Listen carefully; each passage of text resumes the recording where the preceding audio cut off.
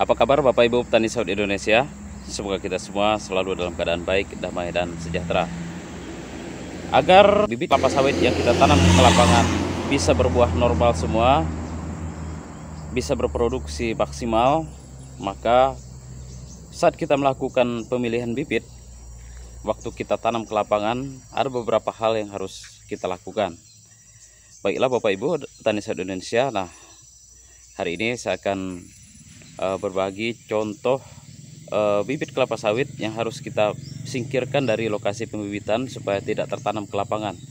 Karena bibit yang disingkirkan tersebut, kalau kita tanam ke lapangan, tidak akan berbuah normal. Biasa akan keluar buah cengkeh atau buah landa, atau malah tidak berbuah sama sekali. Oke Bapak Ibu petani sawit Indonesia, ini adalah contoh bibit kelapa sawit yang kondisinya normal. Nanti setelah itu saya akan melihatkan contoh bibit kelapa sawit yang kondisinya tidak normal yang situ ya. Itu memang sudah kita pindahkan dari lokasi bibitan ini supaya tidak tertanam ke lapangan lagi nanti. Kita lihat Bapak Ibu contoh bibit kelapa sawit yang normal. Seperti ini. Ini saat ini usianya adalah 6 bulan. 6 bulan posisinya sudah pecah daunnya. Kemudian kita lihat bonggolnya besar. Kemudian dia agak mengecil ke bagian atas, dan bagian daunnya sudah memecah pada usia 6 bulan. Kita lihat lagi Bapak Ibu ya yang lain. Ini contohnya nih. Bonggolnya pertama harus kita lihat. Bonggolnya tuh batang ya maksudnya. Batangnya membesar pada bagian bawah, kemudian agak mengecil ke bagian tengahnya. Kemudian pelepahnya seperti ini. Anak daunnya sudah mecah tapi dia tidak rapat.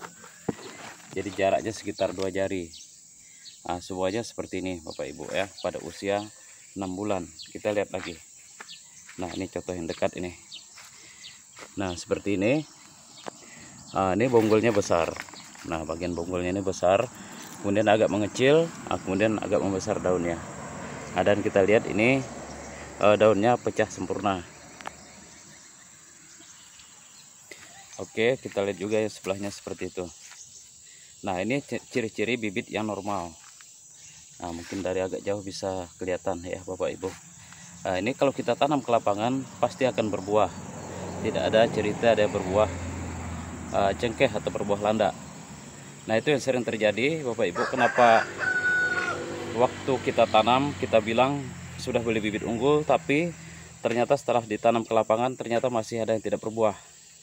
Memang sebenarnya Bapak Ibu, bibit unggul pun atau kecambah unggul yang kita beli dari perusahaan-perusahaan, tidak semuanya dia akan berbuah normal. Jadi harus kita tetap lakukan seleksi.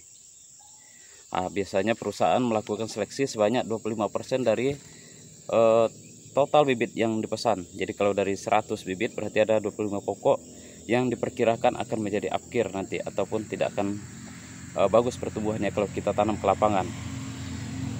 Jadi bibit yang sudah dipindahkan, dikumpulkan di sini adalah bibit-bibit yang dipastikan akan berbuah.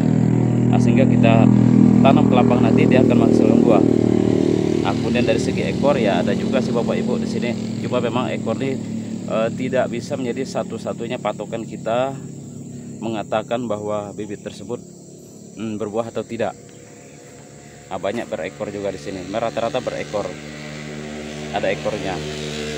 Tapi intinya bibit-bibit yang sudah dipastikan normal kita kumpulkan jadi satu. Sementara bibit yang tidak normal, seperti ini contohnya. Saat ini memang belum kita lakukan pemusnahan di sini.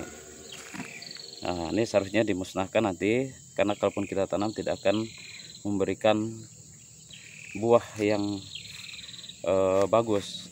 Biasa berbuah cengkeh, bahkan tidak berbuah sama sekali. Fisiknya seperti ini.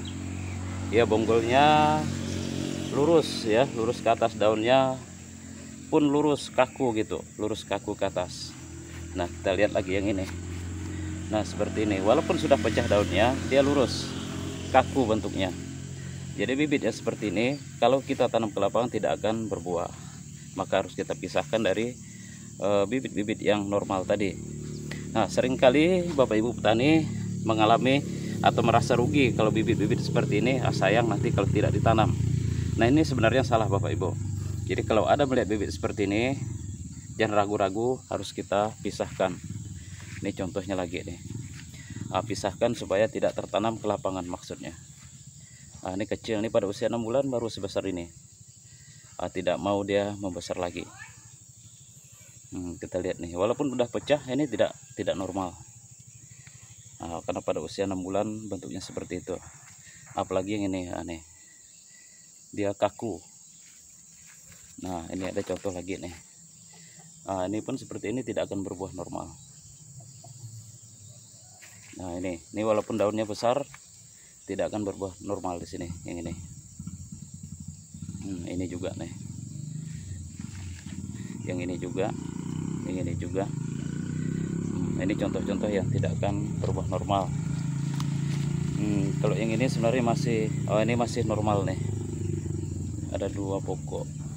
Ini masih bisa normal. Nanti kita pindahkan.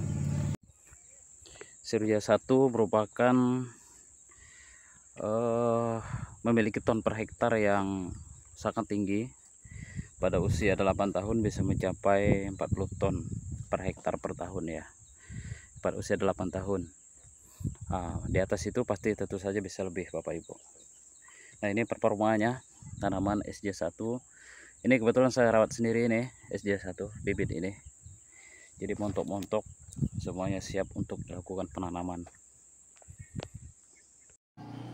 Nah, jika sudah benar kita melakukan seleksi terhadap bibit-bibit yang tidak bakal berbuah tersebut, maka bibit yang kita tanam ke lapangan pasti akan berbuah semua Bapak Ibu. 99% sampai 100% bibit yang sudah kita pilih tadi pasti akan berbuah.